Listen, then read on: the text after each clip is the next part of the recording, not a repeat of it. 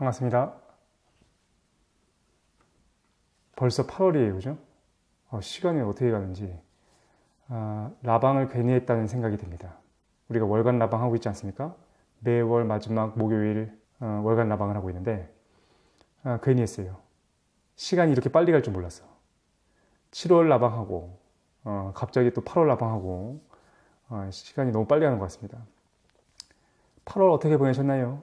뭐 특별한 일 뭐 없으셨나요? 그래서 우리가 오늘 한 2시간 정도 좀 진행하려고 하는데 오늘 뭐 할지는 잠시 후에 밝히도록 하고 우선은 어떻게 보내셨는지 8월 어떻게 지내셨는지 좀 확인한 다음에 해보도록 하겠습니다.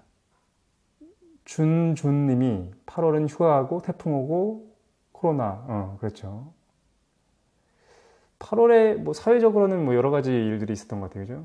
뭐 대표적으로는 뭐 어떤 일들이 있었나? 가장 크게는 이제 안타깝게도 이제 코로나 재확산에 문제가 있었고, 그 다음에 오늘 폭풍도 좀 지나갔죠.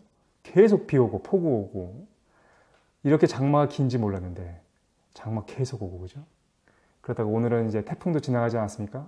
또 올라온다는 소리도 있는데 다들 이제 별탈 없이 그 8월의 그 여러 가지 문제점들을 다 지나쳐 보내셨는지 궁금하기도 합니다.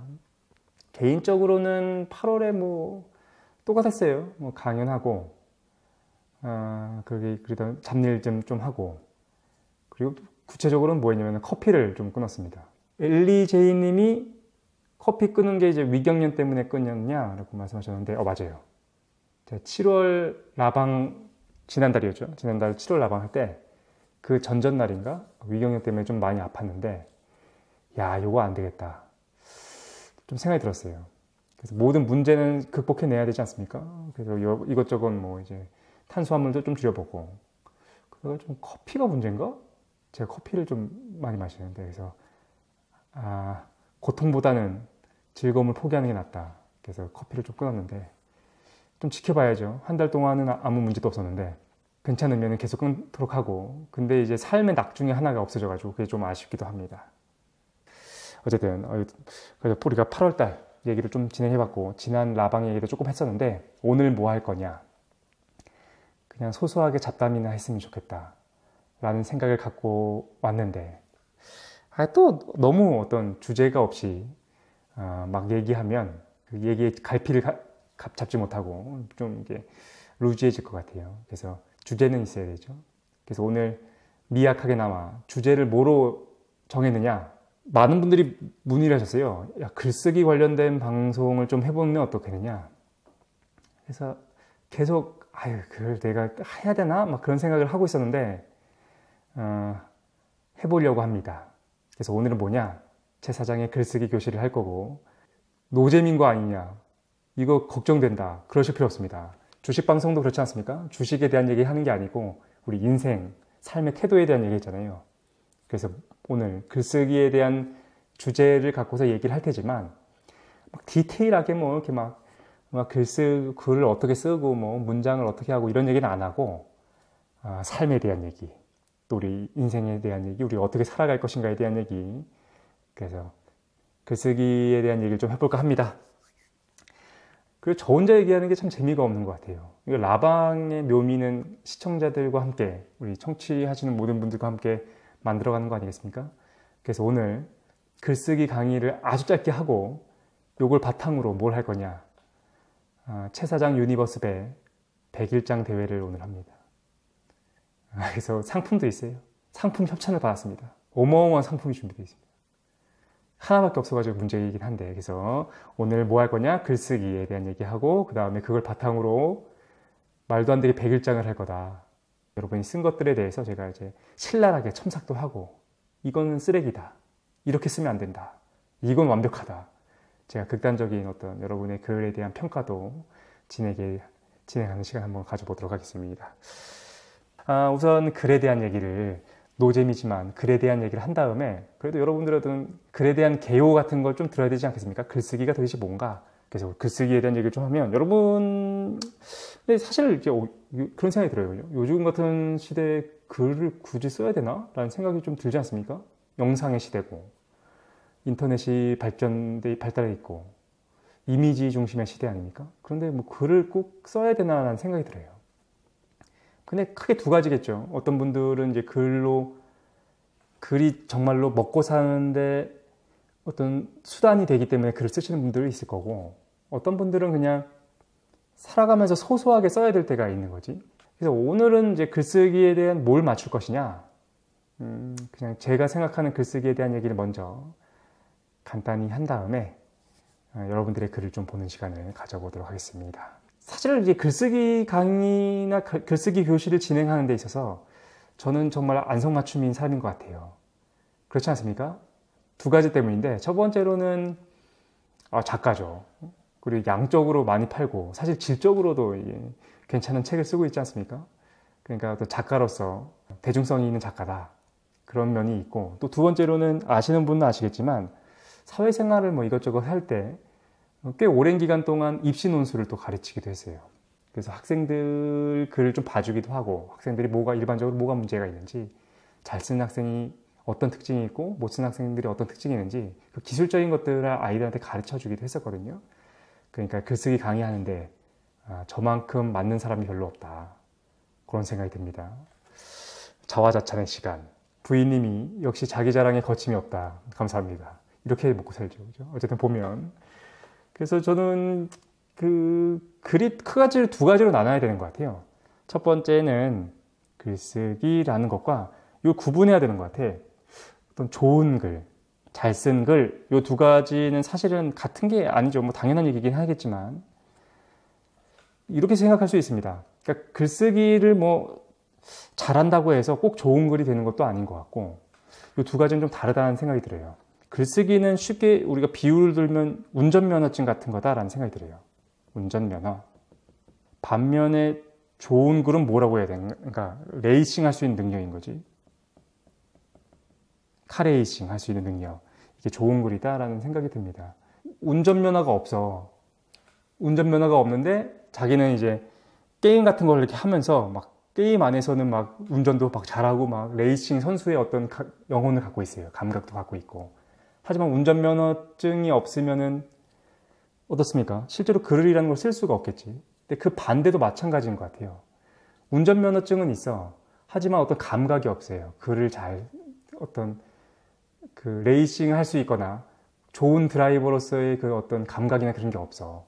그러면 되게 운전면허증은 있지만, 운전을 할 수 있겠지만, 그건 좋은 운전자라고 할 수 없겠다라는 거죠. 그래서 이 두 가지는 좀 구분해야 될 것 같아요. 그래서 글쓰기는 사실은 이건 기술입니다. 하나의 기술, 그죠?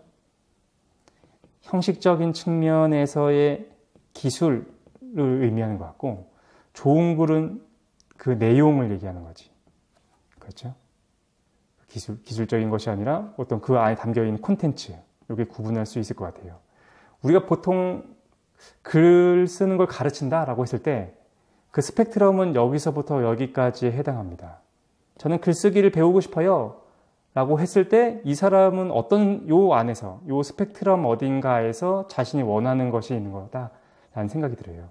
여기 계신 분들도 마찬가지라는 생각이 드는데, 형식적인 걸 얘기하려고 하나? 라고 생각하시는 분들이 있을 거고, 어떤 분들은 좋은 글은 어떻게 쓰는데? 라고 생각하시는 분들도 있을 것 같다라는 생각이 듭니다.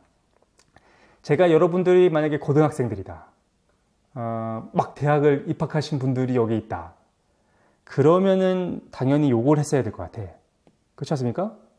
그런데 여기 계신 분들은 그런 분들이 아니지 않습니까? 여기 계신 분들은 이제 40대고 30대도 있을 거고 50대도 계실 거고, 그리고 이제 삶의 여러 가지를 다 경험하신 분들도 계실 거고, 그래서 지금 요거는 그렇게 중요하지 않은 것 같아요. 요 글쓰기, 그건 그렇게 중요하지 않은 것 같고, 대부분은 어느 정도는 쓸 수 있을 거다라는 거죠. 근데 우리가 진짜로 알고 싶은 것은 사실 요건 거죠. 좋은 글. 그 내용과 콘텐츠가 좋은 글을 쓰는 게 핵심이다라는 생각이 들어요. 그리고 당연히 저는 이게 더 중요하다라고 생각합니다. 좋은 글, 이게 훨씬 중요하다라는 생각이 들어요. 그래서 오늘 좀 간단하게 뭘 얘기할 거냐? 요거 얘기하려고요. 좋은 글에 대한 생각을 좀 해보려고. 화살표입니다, 이거. 화살표인데. 여러분은 어떻게 생각해요? 좋은 글이 뭐라고 생각하십니까? 좋은 글. 어떤 게 좋은 글이야? 삼청동 작은 3층집님이 투박한 글이 더 감동 올 때가 있는 것 같아요. 맞아요. 저도 사실 그 얘기를 하고 싶은 거야. 투박 한글. 투박해도 괜찮아요. 근데 만약에 투박한 글. 근데 이 글이 진짜 그냥 투박하기만 해. 그냥 거칠어. 그러면은 사실은 별로겠지. 투박한데 그 안에 뭐가 담겨 있느냐? 거의 꾸밈이나 그런 것이 아니라 진정성이 있으면 그러면은 사실 좋은 글이 되겠죠. 사실 이것도 되게 중요한 내용이 되긴 하는데 우리는 이 좋은 글에 대해서 좀 살펴보기 위해서 어떻게 하면 그렇다면 진정성을 담고 있는 글, 좋은 글을 쓸 수 있는가 그걸 알아보기 위해서 쓸데없이 아리스토텔레스를 소환해 보도록 하겠습니다. 아리스토텔레스가 어떤 그림도 그리면서 해야지. 왠지 이렇게 턱수염이 없을래나? 턱수염이 있을 것 같아. 아리스토텔레스는 그렇지 않습니까? 아리스토텔레스가 살던 시대에는 소피스트들이 많지 않았습니까? 그 소피스트들이 어떤 역할을 했었냐면은 우리가 과거 윤리 시간에 소피스트들에 대해서 뭐 이렇게 궤변론자들 이렇게 얘기를 했었지만 실제로 그 사람들은 그 배운 사람들, 지자들이었죠. 그리고 당시에 그리스에서의 법적 판결이 어떻게 이루어졌냐면 변호에 따라서 이루어졌어요. 어떤 성문법이 있어가지고 그걸로 판결을 내리는 것이 아니라 배심원들이 있고 시민들이 모이고 투표를 해서 그러니까 자신을 변론을 잘하고 이야기를 잘하는 사람들은 어쨌든 자신의 이익과 생명을 지킬 수 있었고 그러지 못한 사람들은 이익과 생명을 뺏길 수도 있었다는 거예요. 그래서 그 사람들이 누구를 고용하느냐? 소피스트들을 고용하기 시작했지. 그래서 소피스트들은 말을 굉장히 잘해가지고 어떻게든 자신을 고용한 사람의 이익을 챙겨주기 시작했다라는 겁니다. 그러니까 고대 그리스에서는 어떤 게 되게 중요했느냐? 말이 굉장히 중요했다라는 거죠. 그래서 아리스토텔레스가 그 당시의 사회적 분위기에 힘입어서 어떤 책을 쓰느냐? 수사학이라는 책을 씁니다. 수사학은 설득의 능력을 얘기하는 거예요. 이건 중세에 이르기까지 굉장히 많이 읽힌 책이 됩니다. 근데 여기서 굉장히 중요한 얘기를 해. 아리스토텔레스가 어떤 얘기를 하느냐? 어떻게 하면 설득을 잘하느냐에 대해서 얘기를 해줍니다. 요거는 진짜 그 상식적으로 알아두면 굉장히 좋은 것 같아요. 글이 됐든 말이 됐든 아니면 어떤 음악이 됐든 그림이 됐든 나는 요거는 다 어떤 표현의 기술일 뿐이라는 생각이 들거든요. 요건 표현의 기술들인 거야. 실제로 핵심이 되는 콘텐츠는 사실은 그 설득인 거지. 그래서 아리스토텔레스가 이렇게 합니다. 야, 봐봐. 설득을 하는 데 있어서 설득이라는 상황을 한번 보자. 그때 필요한 게 뭐가 있을까에 대한 얘기부터 합니다. 설득이라는 걸 우리가 한번 생각해 보는 거죠. 우리가 설득이라는 걸 할 때 필요한 요소가 뭐가 있습니까? 가장 필요한 거는 첫 번째, 말하는 사람이 필요합니다. 설득하는 사람. 두 번째로 필요한 건 뭡니까? 그걸 듣는 사람이죠. 그리고 필요한 게 뭘까요? 설득이라는 상황 안에서 필요한 거, 말하는 사람, 그걸 듣는 사람, 그리고 그 사이를 왔다 갔다 하는 뭐가 필요합니까? 요게 필요하죠. 요거. 세 번째, 말이 필요하죠. 당연한 얘기 아니야? 요게 설득의 상황인 겁니다. 설득의 상황. 말하느니, 듣느니, 그리고 그 사이를 왔다 갔다 하는 말. 아리스토텔레스가 수사학에서 되게 단순하게 얘기해요. 야, 설득의 과정에선 요 세 가지가 필요하지. 그렇다면 설득이 잘 되려면 어떻게 해야 될까? 1번, 2번, 3번 요 세 가지가 좋으면 된다. 당연한 거 아닙니까? 말하는 이가 좋고 듣는 이가 좋고 말이 좋으면 설득이 잘 돼. 이게 킹왕짱이야 라고 얘기를 해준 거예요. 이게 설득의 어떤 기술이다 라고 얘기해 줬다는 거죠. 그럼 하나씩 볼까요?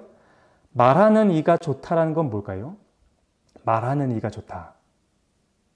말하는 이의 덕성을 얘기합니다. 덕이 있으면 돼. 요걸 보통 이제 그리스에서는 에토스라고 해요. 개인이 갖고 있는 내면의 어떤 질서 아니면은 그런 것들, 내면에서부터 밖으로 보여주는 그 무엇, 그걸 우리가 보통 덕이라고 얘기하지 않습니까? 그러니까 말하는 사람이 뭐가 있어야 되느냐? 덕이 있어야 된다라고 얘기를 해준다라는 거죠. 예를 들어가지고 오늘 이제 라이브 방송을 하는데 최 사장이 라이브 방송하니까 우리가 막 웃고 떠들지 않습니까? 최 사장이 한다 막 웃고 떠드는데 부처님을 데리고 왔다. 부처님께서 말씀하시면 부처님이 뭐 고대 인도어로 얘기할 수도 있지만 우리는 못 알아들으면서도 그걸 듣고 있지 않겠습니까? 말하는 사람이 어떻게 그것도 아우라가 있고 덕이 있으면 우리는 듣는다라는 겁니다. 그죠? 두 번째, 듣는 이가 좋으면 또 설득이 된다라는 얘기를 해요. 여기서 말하는 듣는 이들은 이제 대중들을 얘기하겠지. 이때 이 대중들이 어떠한 감정 상태에 있다면, 고양된 감정 상태에 있다면, 감정 상태로서 좋다면 설득이 잘 된다라고 합니다. 이걸 보통 파토스라고 해요. 파토스는 이제 고통이라는 것에서 온 단어이긴 한데, 감정 상태가 좋으면 된다. 무슨 말이냐? 말하는 이가 말을 겁내 못하는 거예요. 그런데 이미 듣는 사람들이 막 준비가 돼 있어. 막 모든 얘기를 흡수할 수 있는 준비가 돼 있어. 그래서 말 못하는 사람이 대충 얘기해도 막 사람들 빵빵 터지는 거야. 와, 빵빵 이렇게 터지면 설득이 된다는 거죠. 그 대중들의 상태, 그것도 굉장히 중요하다라는 얘기를 하게 됩니다. 그리고 세 번째, 말이 좋으면 된다라는 거죠. 이게 바로 우리가 잘 알고 있는 그 로고스다라는 겁니다. 로고스. 논리를 얘기하는 거죠. 말하는 사람도 말을 잘 못해. 듣는 사람도 별로 뭐 들을 막 생각이 별로 없어. 그런데 이 왔다 갔다 하는 말 자체가 굉장히 논리적이다. 논리정연하다. 그럼 우리는 설득이 될 수밖에 없다라는 거죠. 그래서 이 세 가지가 중요하다는 겁니다. 에토스, 파토스, 로고스. 이게 우리가 설득할 수 있는 방법이다.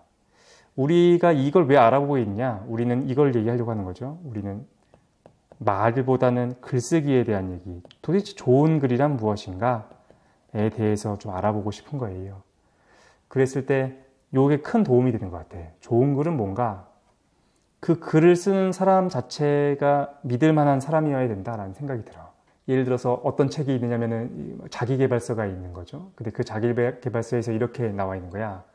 뭐 청년들은 용기를 갖고 윗사람은 아랫사람들을 다독일 줄 알고 뭐 그런 얘기들 막 써 있는 거야. 그래서 자기 일에 열정을 갖고 주변을 챙기면서 그렇게 나아가야 된다. 그런 뭐 자기계발서가 딱 있는 거예요.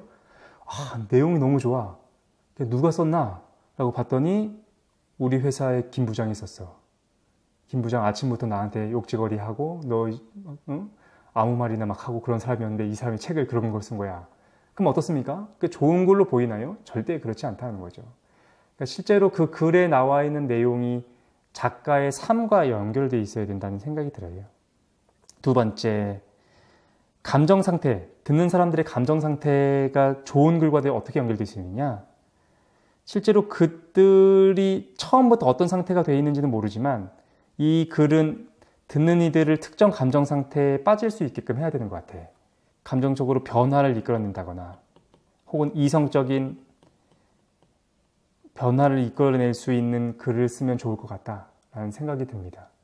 그리고 사실 내가 쓰고 있는 글이 누가 읽고 누구한테 해당하는지 처음 쓸 때부터 이 독자들을 고려하면서 써야 되는 건 있을 것 같다라는 생각이 들어요. 그리고 세 번째로 논리적이어야 되겠다. 이건 뭐 우리가 너무나 잘 알고 있는 거니까 듣는 이에 대한 파토스에 대한 거, 로고스에 대한 거는 우리가 준비를 많이 해온 것 같다라는 생각이 듭니다. 우리 삶 안에서 정말로 중요한 건 뭐냐면은 저는 이거라고 생각해요. 덕이다라는 생각을 좀 해보게 됩니다. 그래서 이렇게 좀 정리해 볼 수 있겠어요. 그래서 요거는 알아두면 좋아. 다시 한번 정리하면 요거는 상식적으로 요거 알아두면 좋아요. 어쨌든 설득이라는 것, 여러분이 글을 쓰든지 말을 하든지 음악을 하든지 그림을 그리든지 어떤 표현을 하든지 실제로 중요한 건 요 세 가지를 고려하면 되겠다. 덕, 감정, 논리, 에토스, 파토스, 로고스, 이걸 조금 기억하고 있으면 도움이 되지 않겠는가? 그런 생각이 좀 들었습니다. 밀키님이 그래서 시험엔 어느 부분이 나오나요? 오늘 100일장 뭐 나오는지요? 지금 잘 들으세요. 오늘 100일장에서 제가 주요하게 볼 게 뭐냐? 아리스토텔레스가 뭐가 제일 중요하다고 했습니까? 덕이라고 했죠? 하지만 여러분이 덕스러운지 제가 알 수가 없어요. 그래서 이건 못 보고 우리는 기술적인 걸 보도록 하겠습니다. 오늘 제가 평가자니까 제가 생각하는 어쨌든 그 아리스토텔레스의 얘기를 기반으로 해서 제가 생각하는 좋은 글. 첫 번째는 아까 전에 얘기했던 것처럼 진정성이 있어야 돼. 투박해도 괜찮다는 거죠. 기교가 없어도 돼. 그리고 좋은 글은 절제가 있어야 돼요. 너무 자신을 많이 드러내는 것들 아니면은 너무 과하게 강하게 뭔가를 주장하거나 자기가 너무 선의 편에나 계몽적인 거에 편에 있거나 너무 이렇게 어떤 중간 밸런스를 잃어버리고 그 절제를 잃어버리면 좋은 글이 안 되는 것 같아. 그리고 세 번째로는 저는 이게 정말로 중요하다고 생각하고 제 영업 비밀이긴 한데 좋은 글은 항상 유머가 있어야 된다고 생각해요.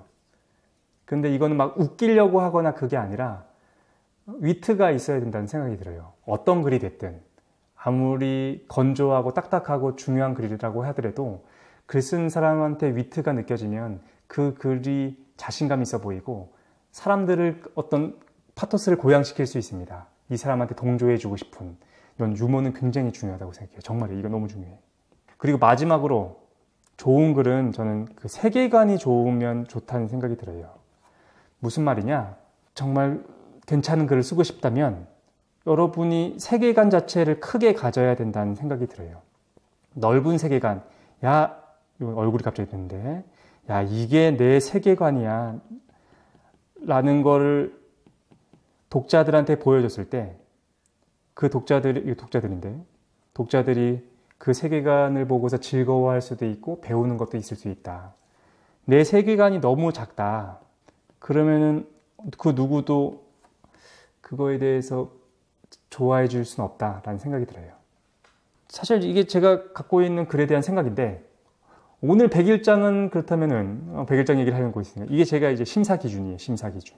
근데 이 100일장은 어떤 100일장이냐? 유머 100일장을 해보도록 하겠습니다. 이거부터 볼까? 하트는 뭐야? 탈락. 이 뭐야 이게? 아, 이거 자유 게시판에 올려서 또 최 사장 삼행시 드디어 올랐습니다. 신은선님이었나? 아까 전에 최 사장 삼행시. 최 사장님 사랑합니다. 장난이에요. 탈락입니다. 이거는 뭐 이게 이게 아쉽다. 장원급제님이 쓴 글 한번 보도록 하겠습니다. 장원급제님이 썼다. 여기 산골이라 인터넷이 안 되는데 우편으로 접수할게요. 주소는 쪽지로 부탁드려요. 그 중에 제일 낫다. 요 장원급제님이 쓴 글, 요거는 조금 이게 블랙 코미디 같다. 그래서 요거는 지금까지 현재 1위 하도록 하겠습니다. 장원급제님 거 현재 1위. 상딸 선생 에헴. 자고로 주식이란 무릎에 사서 어깨에 팔아야 하는 법.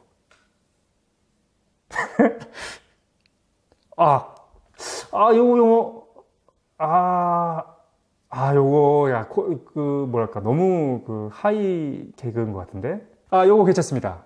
이런 유머는 괜찮아. 이런 유머 웃기지 않습니까? 상딸 선생이 뭔지 모르겠어. 상딸 선생, 이렇게 주식하는데 잘 못하시는 분이라는 얘기 같아. 그렇지 않습니까? 여기까지 보면은 아무것도 아니잖아. 그냥 꼰대 같잖아. 근데 밑에를 봤는데 물금나무 썼잖아요. 무릎에 사서 어깨에 판다고. 어쨌든, 요거 웃겼다. 요게 1위 갈아치웁니다. 침재환님, 요거 1위 갈아치운다. 체리나, 삼이자, 장도연. 야, 밑에 댓글 뭐야? 웃겨, 이게? 우리 첨삭을 좀 해봅시다. 이게 어떤 면에서 문제가 있냐면, 너무 규칙성밖에 없어요. 체리나, 삼이자, 장도연. 이러면 안 된다. 이게 절정이 없잖아요. 그죠?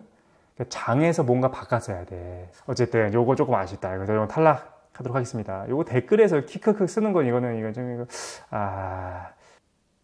어떻게 했지? 이걸 어떻게 입혔어? 이걸 어떻게 입혔어?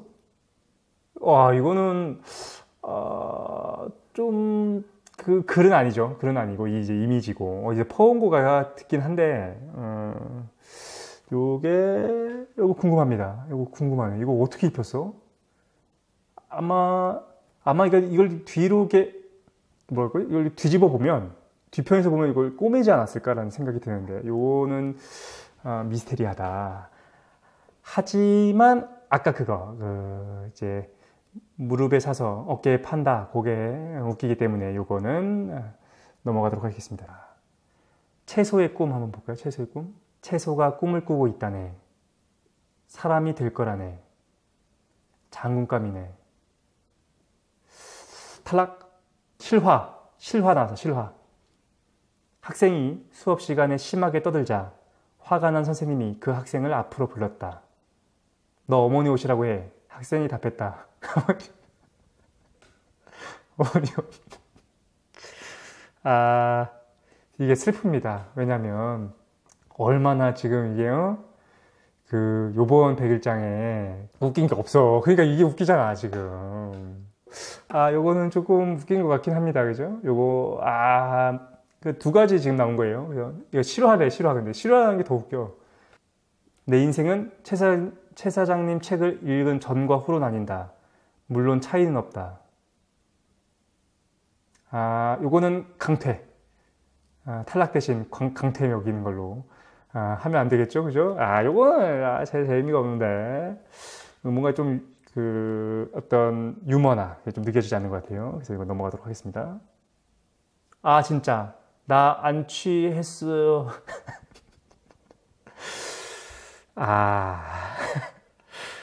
요거 조금 참신하지 않습니까? 요거 조금 참신한 것 같긴 해요, 그지? 근데 이게 너무 텍스트가 너무 적어. 분량이 너무 간결하고 어떤 반전, 그리고 처음에는 제목부터가 진짜, 그래서 뭔가 그 사전에 뒤에 올 반전에 대해서 뭔가 먼저 선취해가지고 먼저 자를 쓰지 않습니까? 요게 괜히 있는 게 아닌 거야. 진짜 그래서 나 안 취했어. 요거 좀 웃기긴 합니다. 그죠? 요거는 하지만 이게 아까 전에 1, 2가 너무 강하기 때문에 요거는 탈락하도록 하겠습니다. 탈락. 우유 좋아하세요?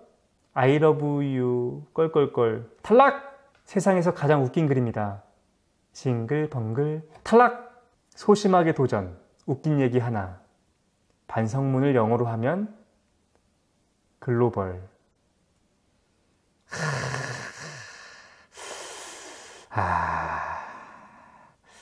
탈락. 이제 안 나오네. 그죠? 안 나와요. 그죠? 예. 안 나오는 것 같아요. 이제 안 나온다. 여기서 마감을 하도록 하겠습니다. 마감을 할게요. 그죠? 요번 100일장은 망했다. 라는 생각이 듭니다. 건진 건 좀 있었던 것 같아요. 그죠? 주식과 관련된 유머 주셨던 분. 두 번째, 어머니 옷. 오늘의 100일장 대회 장원은 두구두구두구두구두구두구두구두구두구두구두구. 오늘 가장 웃겼던, 개인적으로 가장 마음에 들었던 2번 어머니 옷을 오늘의 장원으로 뽑도록 하겠습니다. 축하드립니다. 오늘의 장원 어머니 옷. 여러 가지 이제 평가를 좀 해보면, 첫 번째는 이게 실화였다라고 말씀하셨으니까 믿어야지 뭐죠, 그지? 실화였다는 점, 그리고 하나의 완결된 글, 하나의 완결이었다는 거, 그것도 좀 괜찮았던 것 같아요. 그리고 어떤 그 텍스트 중심의 우리 평가 기준이 텍스트였는데 텍스트의 기준이 맞게끔 어떤 절제도 보였다라는 좀 생각이 들고, 그래가지고 어머니 옷으로 오늘 당첨을 하도록 하겠습니다. 우리 관리자 메일로 실제 진짜 메일 쪽지를 보내주시면 그러면은 오늘 사은품 지대너비아채로 양장본을 보내드리도록 하겠습니다. 라이브 방송에서 사소한 얘기들, 질의응답들 좀 진행하지 않습니까? 그래서 남은 시간 동안은 질의응답 좀 받으면서 여러분 요즘 어떻게 지내고 계시고 뭘 고민하시고 뭐가 궁금하신지 그거에 대해서 답변하는 시간을 좀 가져볼까 합니다. 요건 다시 메인 카메라로 돌아올게요. 그죠? 그래서 지금부터는 질의응답 시간 한번 가져보도록 하겠습니다. 지수 장님께서 영화 테넷 후기 알려달라고 말씀하셨는데 개봉했죠. 관심이 좀 있어서 아마 보러 갔다 온 다음에 같이 이야기할 내용이 있으면 이야기할 그 컨텐츠에 따라서 뉴스룸에서 할지 아니면 일상연구에서 할지 라이브에서 할지 한번 정해가지고 얘기해보면 좋을 것 같아요. 신은서님이 최 사장님 구독자 이름 언제 정할 거예요? 나 이게 궁금했는데 구독자 이름 정하는 게 도대체 뭔지 모르겠는데 이걸 말씀하시는 분들이 굉장히 많거든요. 제가 아이디어가 없어가지고 공모하겠습니다. 그래서 혹시 카페에다가 구독자님들 애칭 요게 좋겠다라고 생각하시는 분들 계시면은 그거 올려주시면은 그걸 한번 근데 사실은 이거 민망해. 좀 부끄럽기도 하고요. 그죠? 제가 그런 거를 잘 못합니다. 부끄러워, 뭔가. 애칭으로 부르는 게. 시청자님, 이게 좀 구독자님 뭐 이런 게 차이가 나는데, 그래서 좀 부끄럽긴 한데, 좀 적절한 게 있으면은 해보도록 하겠습니다. 써니 시대엄님께서 우리 미미들, 미미로 해달라는 분들이 많네. 최사원, 미미가 왜 이렇게 많아? 개발아. 나오는 거 좀 써볼까? 이걸 지금 뽑아야 돼? 미미들. 그리고 최사원들, 최사장과 쌈바바들, 노동자들. 아까 프롤레타리아 뭐 말씀하셨지, 그지? 외계 시민들. 미미들이 일단은 제일 많은 것 같아요. 최주주, 최사원. 지금 말씀해 주시는 거, 맞네. 지금 말씀해 주시는 것들, 요거를 이제 정리를 해가지고 카페에서 투표 한번 해보도록 하겠습니다.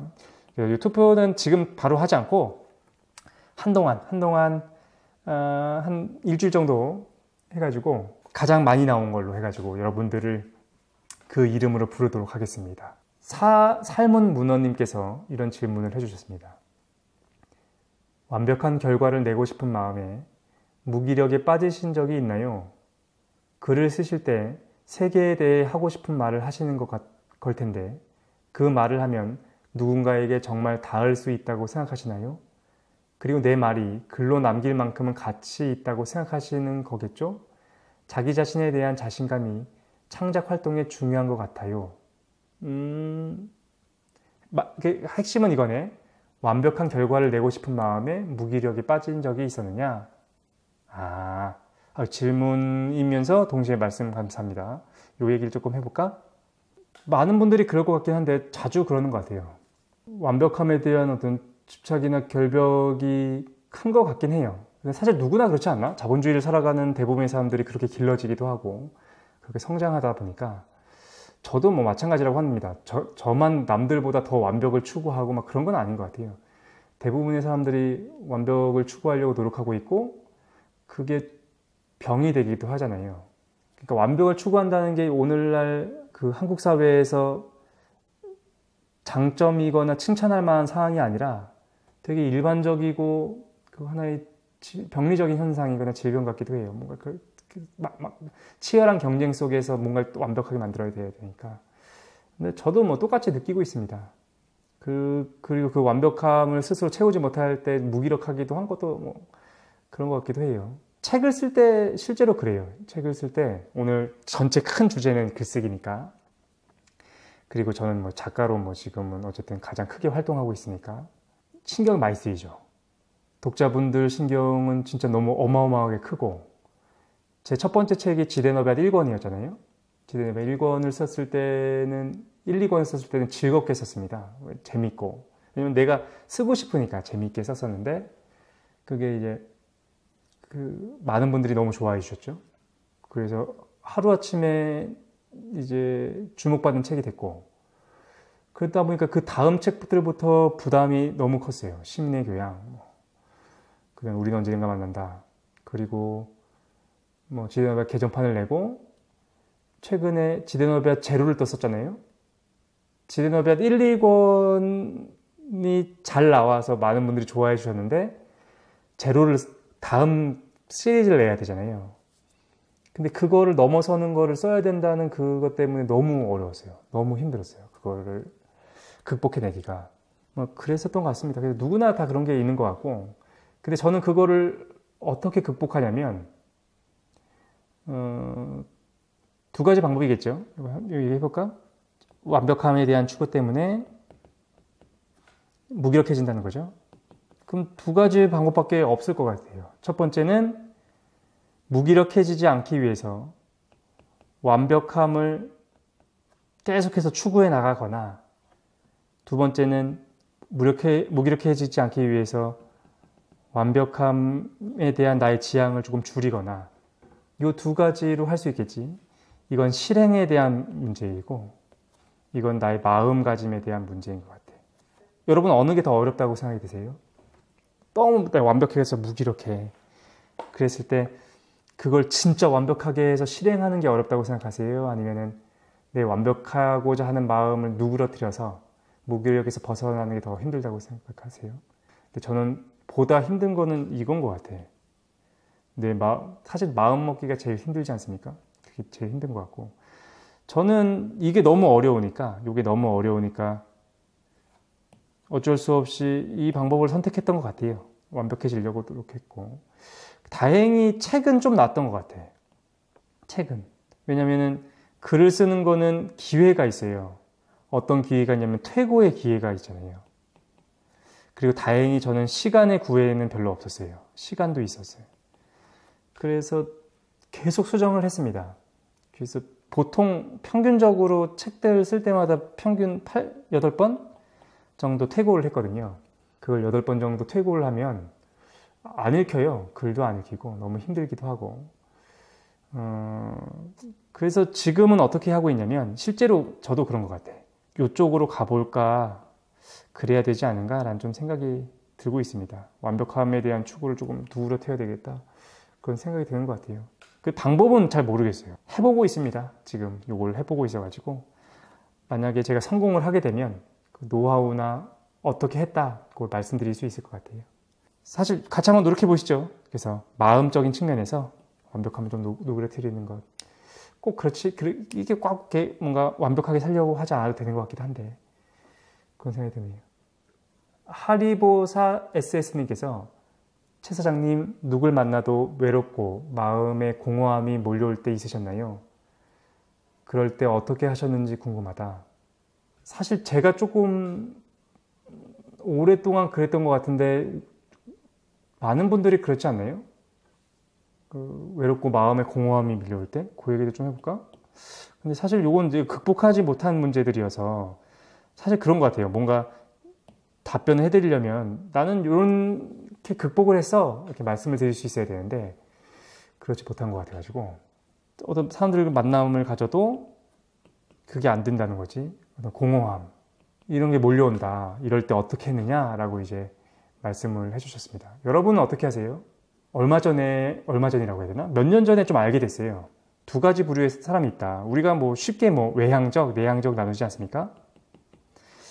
저는 이걸 당연히 이게 이분법적으로 나눠지는 건 아니라고 생각하는데 저는 당연히 이렇게 생각했어요. 아, 누군가를 만나거나 그러면은 에너지를 빼앗기는 거야 라고 생각했거든요. 그러니까 타인이라는 존재는 계속해서 내 에너지를 축내는 존재인 거죠. 에너지를 감소시키는 존재다라고 생각했었는데 아니라고 하시는 분들이 계신 것 같아요. 누군가를 만났을 때, 타인을 만났을 때 비로소 내 에너지가 생긴다 라고 말씀하시는 것 같아요. 외향적인 타고난 사람들이 있는 것 같아요. 사실은 저희 누나도 그렇다라고 얘기를 들어보고 깜짝 놀랐는데 성향의 문제인 것 같아요. 근데 외향적이기만 한 사람들, 타인을 만났을 때 막 에너지가 살아나고 그런 사람들 같은 경우에도 어느 순간이 되면은 그런 걱정이 있겠죠. 뭐냐면은 자기 혼자 있을 때 너무 심심해 한다거나 자기 혼자 있을 때 안절부절하지 못한다거나 문제가 있는 것 같아. 그래서 이것도 문제고 저것도 문제고 둘 다 단점은 있는 것 같다라는 생각이 듭니다. 그래서 해결 방법을 찾는 거는 말씀하신 것처럼 영화나 책이나 간식 같은 거 먹거나 방법을 찾으면 되는 것 같아. 그래서 이러면 좋을 것 같아요. 어쩔 수 없는 거다. 완벽한 건 없고 좋은 것도 없고 우리는 외향적인 것과 내향적인 것 그 사이에서 계속해서 왔다 갔다 해야 될 텐데 여기서부터 여기까지 왔다 갔다 해야 될 텐데 스스로 조율해야죠. 자동차 운전대를 갖고 가다가 너무 차가 왼쪽으로 쏠린다. 그러면 이렇게 약간 오른쪽 틀어줘야 되고 오른쪽에 쏠린다 하면 왼쪽으로 틀어줘야 되는 것처럼 마찬가지로 내향적인 문제점도 이게 진짜 영혼의 질병이거나 문제점은 아니잖아요. 그러면 살짝 외향적인 방향으로 조금 운전대를 조금 돌려주는 거지. 조금 더 갔다가 너무 갔다라고 생각이 들면 내향적으로 좀 돌려주고 그래서 요 사이 안에서 어떤 균형을 찾아가는 것이 좋지 않겠는가. 그런 너무 교과서적인 얘기가 좀 생각이 들었습니다. 정지인님께서 중용. 그렇지. 맞는 말이에요. 중용. 어렸을 때 몰랐거든요. 어렸을 때는 삶을 살아가는 어떤 법칙이나 방법이나 뭐 그런 게 뭐 없을 거라고 생각했던 것 같아요. 아무도 그런 걸 모른다고. 근데 나이가 들어가면 들어갈수록 왜 옛날 그런 거 있지 않습니까? 어렸을 때는 소중한지 몰랐었는데 알고 있었는데 이게 뭘 의미하는지 몰랐어. 근데 나이가 들면서 그게 어떤 의미를 갖는지 알게 되는 것들이 있지 않습니까? 저한테 있어서 그런 게 중용이에요. 중용 이거 우리 언제 배웠냐면 고등학교 때 배웠잖아요. 근데 그때는 가운데 이제 너무 치우치지 않는 삶 그걸 이제 문장과 단어로만 알았는데 나이가 들어가고 한 살 한 살 먹어가면 먹어갈수록 야 이게 삶을 살아가는 가장 중요한 방법이었구나 라는 생각을 해요. 중용.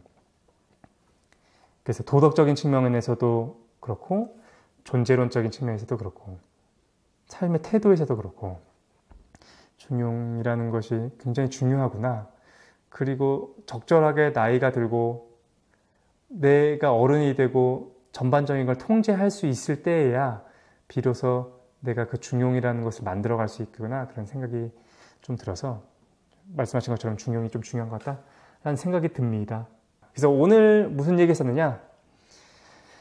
오늘 큰 주제는 글쓰기였다 하는 거죠. 그래서 처음에는 제가 생각하는 좋은 글, 두 가지를 나눴었죠. 글쓰기 기술과 좋은 글 둘로 나눠가서 좋은 글이라는 것이 무엇인가 아리스토텔레스를 가지고서 좀 얘기를 해봤고 그래서 아리스토텔레스가 강조했던 것 중에서 가장 중요한 게 에토스, 덕이었다 그런 얘기를 했어요. 그러면서 우리 100일장도 한번 해봤다라는 거죠.